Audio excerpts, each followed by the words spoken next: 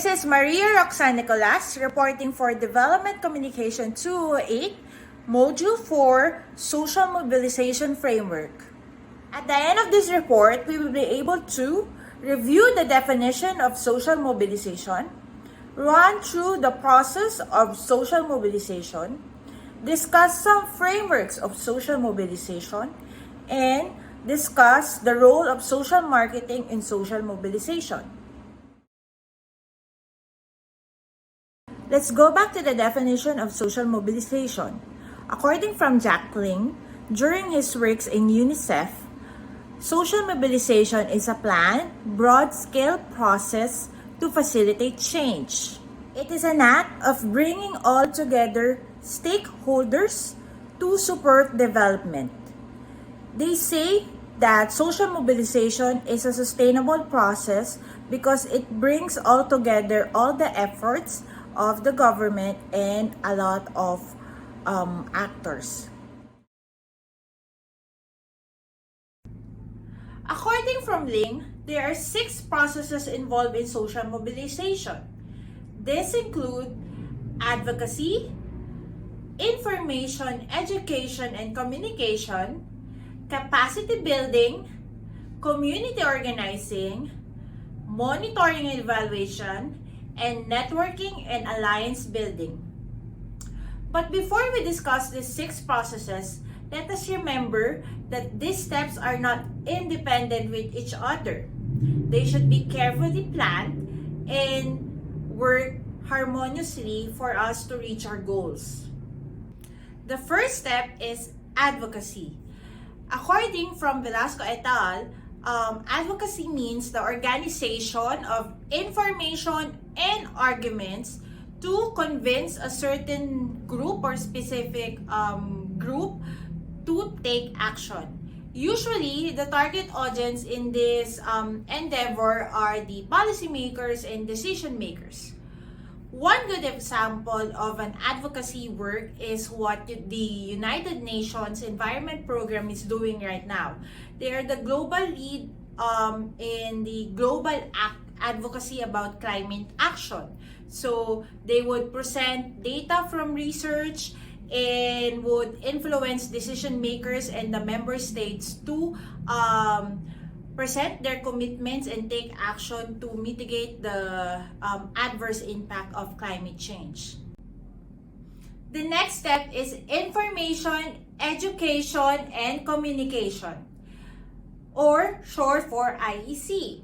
If you remember, in our Module 2 of Communication Social Marketing textbook by Velasco et al., it was mentioned that during the 1970s, IEC was the communication component of development programs. During those times, it was used in promoting family planning.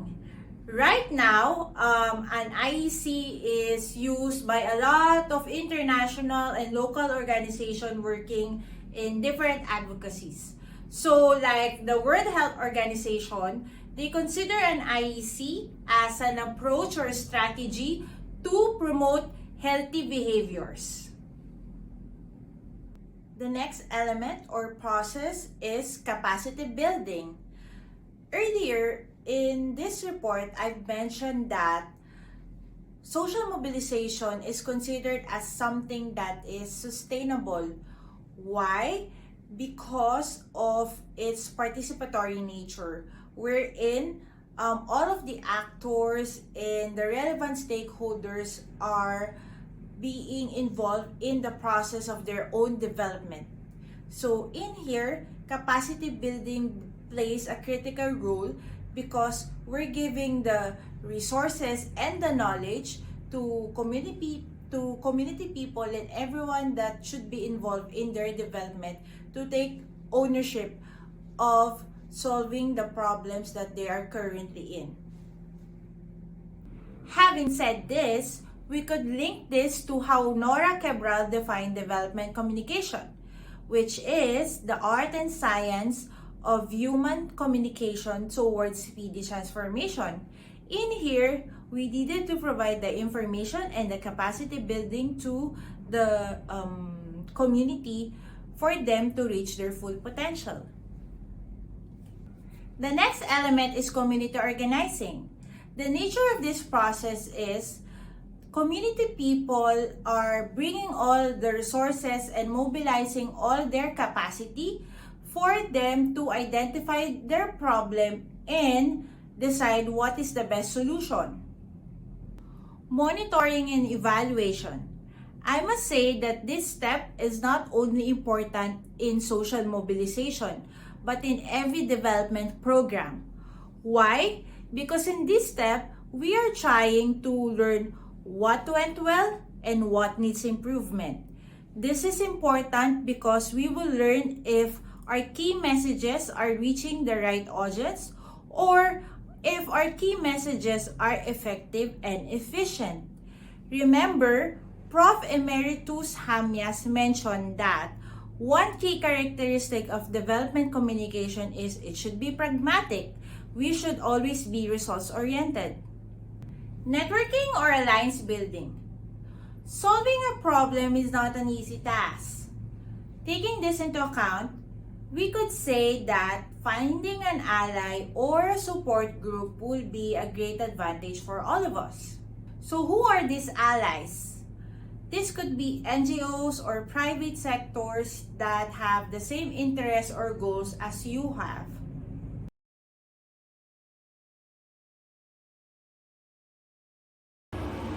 Let's talk about Jacqueline's social mobilization continuum. In this model, it is highlighted that there should be inputs for the process of social mobilization to happen. The circle above shows that the data and information needs to be communicated through dialogue, which provide education or capacity building to a certain group and in turn would cause to social behavior change. The extreme left column are the policymakers or decision makers. The second column next to it are the people or groups who feed the information to the decision makers. The center column listed some organized groups. This varies from religious sectors, non-government institutions, and many more. If you notice, its position is in the center between the community groups and the public officials. This highlights the role of these groups in supporting and being the bridge of information to from the community to the officials and decision makers. Meanwhile, the rightmost column and the column next to it represents where the program implementation and participation happens. In this model by Navarro, you will notice that communication is the central hub of social mobilization.